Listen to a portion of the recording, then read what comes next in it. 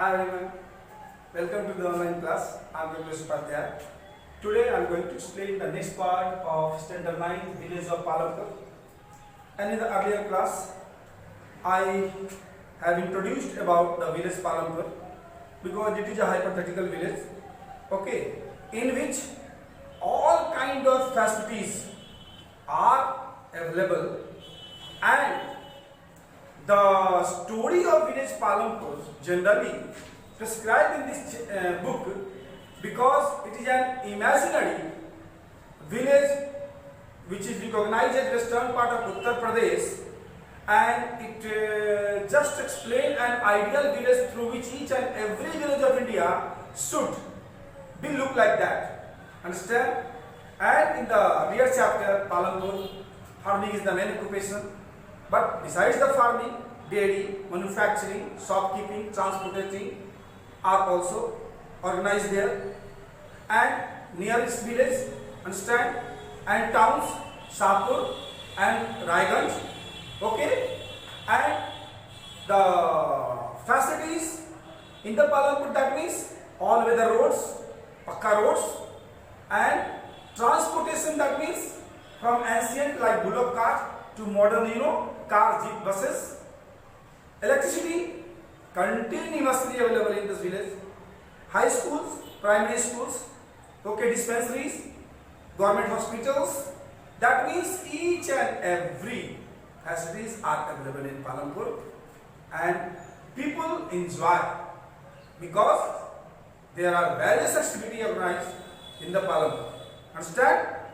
Now, in the last class, I have also explained about the factor of production. For production, we require land, labor, capital, and human capital. Land, understand, for doing any activities, we require land, materials, water, raw materials, minerals, etc., etc. Labor, understand, for doing any kind of such activities, we require labor and physical labor, unskilled and skilled, that means mentally worker, technical worker, official worker. They are known as skilled labor. So labor are classified into two ways, skilled and unskilled, for doing different type of activities. Okay. Capital, for beginning or thinking any kind of activities, first capital is used and later capital is also used. Means for doing activity we invest through capital, and after finishing activity then we gain through capital. Understand? So capital plays a very vital role, and capital are also classified into two: fixed capital, fixed one-time investment, working capital, day-to-day investment. Fixed, that means what? If you construct a building, if you establish machine, buy computer, understand, buy generators, these are fixed capital, that means one-time investment and long-term facilities. Understand? Working capital means day-to-day expenditure like maintaining occupancy, bringing raw materials, providing salary of daily wages workers, etc., etc. So these are the working capital. Understand? Capital, that means punji, money that invests, okay. And human capital. These capital are very, very vital capital, because without the human being there is no any meanings of land, labor or capital. Due to the skilling, due to the wisdom of human being, we know about each and everything in the society, and also land, labor and capital.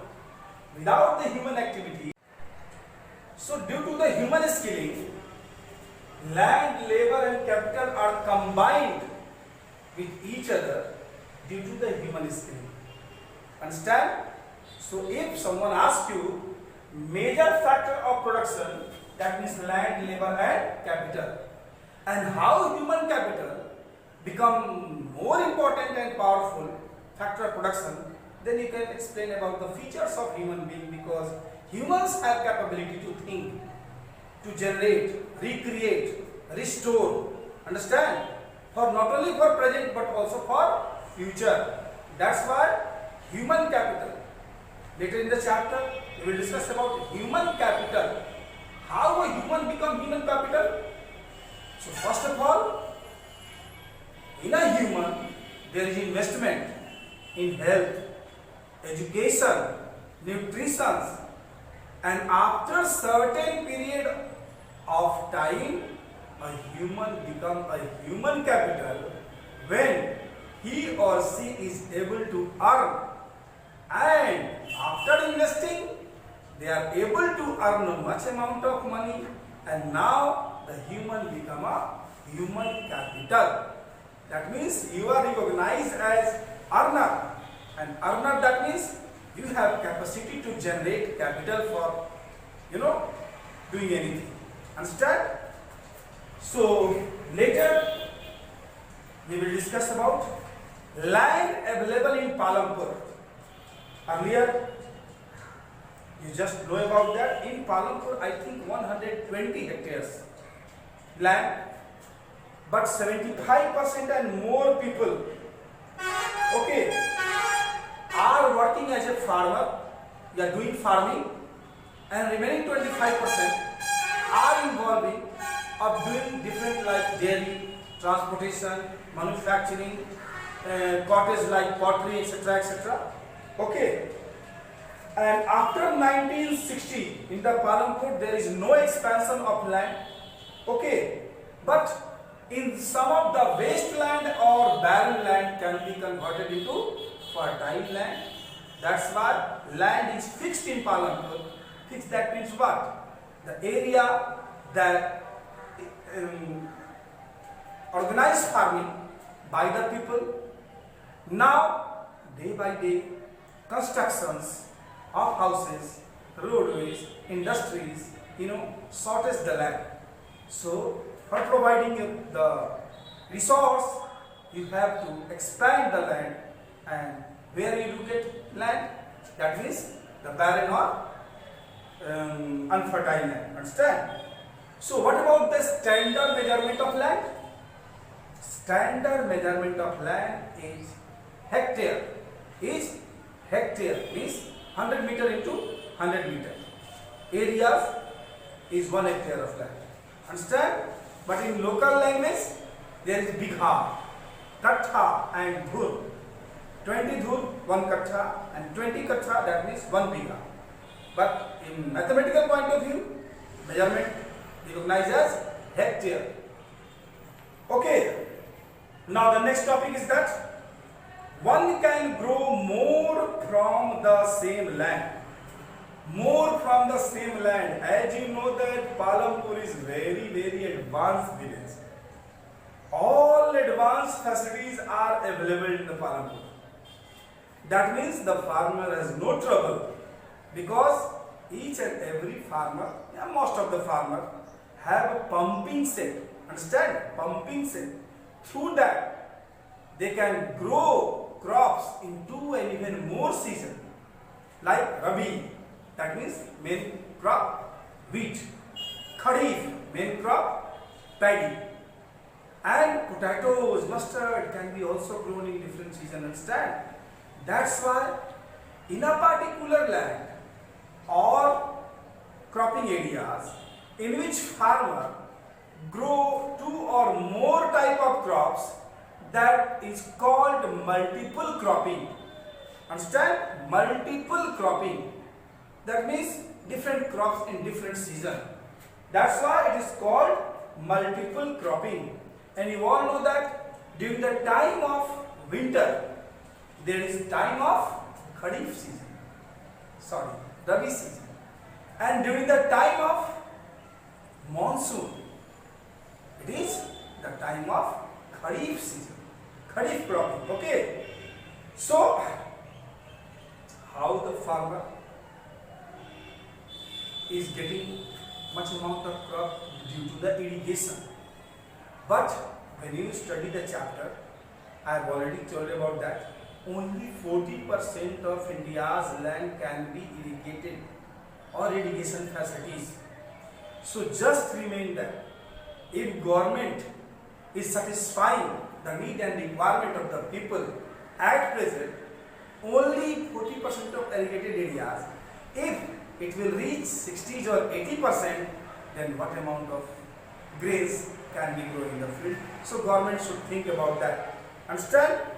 So in India, the western part, the northeastern part, the plains have much amount of water, okay, coastal areas of eastern part, but plateau part, Himalayan area, western part of India, shortage of rainfall, okay, so where some of the special facilities should be provided for growing more and more, crops. So as you know that different types of growing crops in a particular field, multiple cropping, and multiple cropping and crop rotation are two different ways. Crop rotations, then different season, different crops. Multiple cropping, same land, different type of crops. Understand?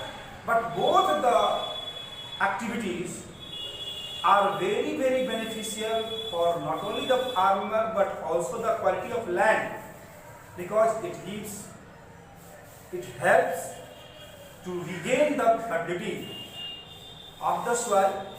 Later in the chapter we will discuss about that. Understand? So the first two pages, look at here, I have already explained about that. Now later in the chapter I will try to explain about modern farming and what the method of farming. And as you know that green revolution, understand green revolution, Harit Kranti, during 60s and 70s, when our scientist M.S. Swaminathan Sahab, just promoted high yielding variety of seed, irrigation facilities, pesticide, insecticides, modern ways of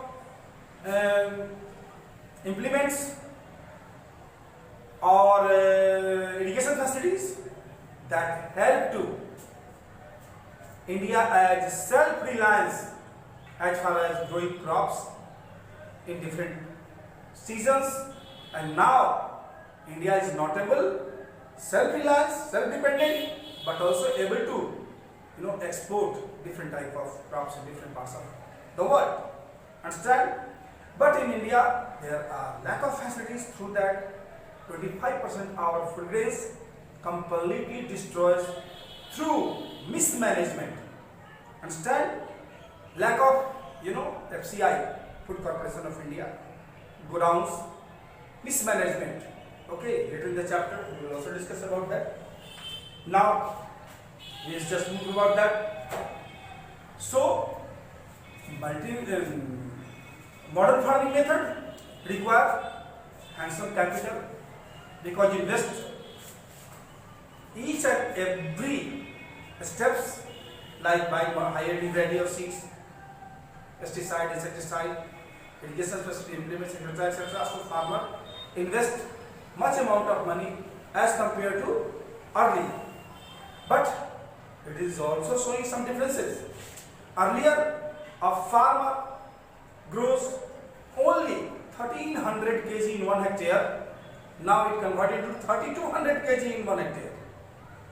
So just you think about that, how modern farming method helps farmer to become a self-reliance in agricultural areas, and that's why the government should think about that, what kind of facilities should provide it to the farmers, through that they become more and more reliable, more and more reliant. Through that, if our farmer becomes stronger, becomes satisfied, then nation automatically be developed. Understand? So 2 more pages I have explained about that. Just you read. Now next chapter, next topic we will discuss later. Thank you.